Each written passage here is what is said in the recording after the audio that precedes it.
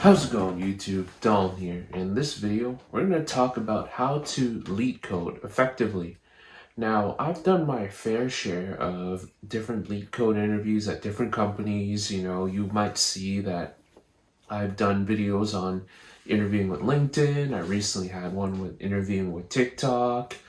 I have I've done one with other smaller companies, smaller startups, and I prepared lead code in a variety of ways.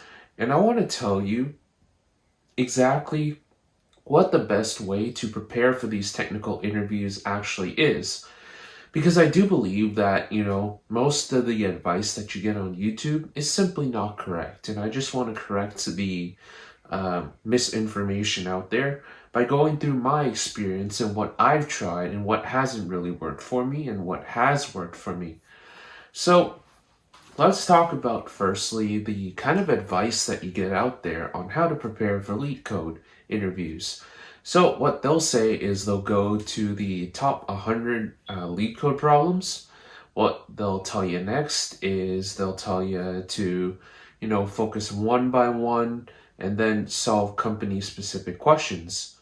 Now, I've done a lot of company specific questions. I've done the blind 75, and I've found those to be incomplete advice, right? How do you actually lead code effectively? Well, it really comes down to understanding deep what's going on inside of a problem, right? So what do I mean by that? Well, the first thing you need to do is you need to understand what are the patterns that you need to use in order to solve the problem. So that's the first thing, is pattern recognition. Now, in order to accomplish this, what I found is I need to do a lot of problems in that particular field. And then I get a sense of, oh, so I see something like that, I see like a couple queries, then I know that it's going to be either a disjoint union problem or a graph problem, right? So that's one thing. The second thing is having a deep understanding of each of those different concepts there. So what I did beforehand was I just knew kind of how to execute the pattern. Now, what do I mean by that? Well, I knew that, I had to do, let's just say that I was solving a graph problem. So what I knew I needed to do was I needed to do a DFS, and then I needed to go ahead and check the neighbors, make sure it's not being visited, and then return the answer. But I didn't really go into depth exactly what each line was doing and why we had to visit the neighbors, why we, had to go about that, why we had to do the visiting, for example. And, for DFS, why are we doing a base case? What's the reasoning behind that? For backtracking, why are we undoing the problems? I just knew kind of how to do it. But in order to actually do well on these interviews, you need to know the reasoning behind it. Now, why is this? Well, what I found was when I didn't see the problem before, I really struggled, right? So there was a lot of times where I was in interviews and I didn't see the problem before, maybe because I was studying too many problems, and I'll get to that in a little bit, and I just forget, right? And then I didn't know how to figure out the problem from scratch. And I think that's a really important skill just in general as an engineer, right? So that's one of the things that I noticed. The second thing was just the amount of preparation that I was doing.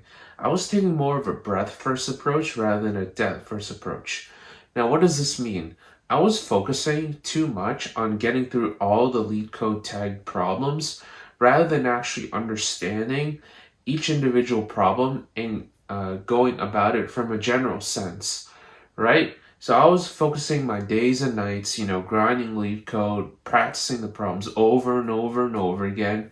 But when you get to the interview, you're very nervous, and everything everything just goes out the window basically. So what you need to do instead is you need to find a way, you need to understand in depth, just like I talked about before, each individual problem in order to actually do well on your interviews. Now, another thing that, was really important to me, and what a lot of people, get wrong as well, is not reading the room, right? So what does this mean? Well, each interviewer has different things that they're going to look out for, right? Some interviewers really care a lot about the thought process. So they really like it when you talk about your solution, what you're thinking about in your mind. But I've been on interviews where they don't really care exactly your thought process. They just want to see if you can solve the problem.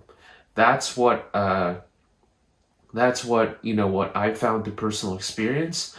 So this comes by reading what your interviewer actually is, right? So how do you tell whether they're somebody who cares about your thought process, or if there's someone who just wants you to solve the problem?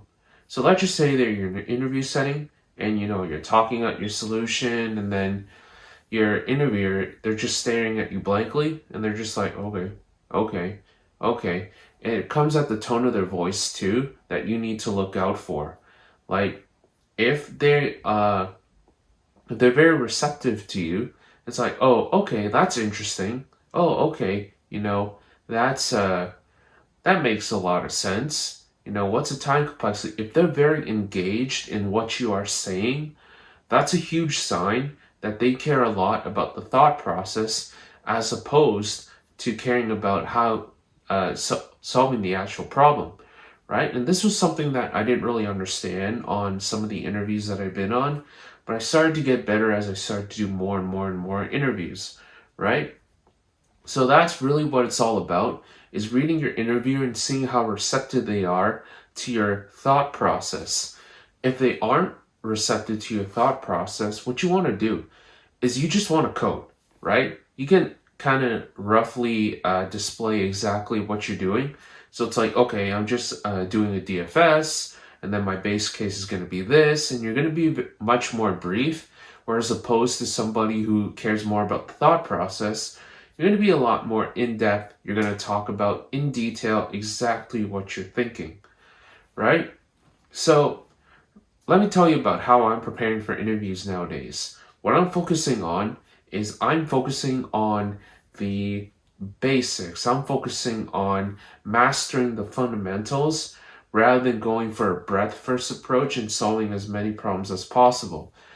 I'm really focusing now on, really understanding a problem so I can go into an interview and just, figure it out on the spot. I think that's a big skill that you need as an engineer. And I just think that it's going to be a less stressed way than grinding over problems that you're probably going to forget when you go into the interview room.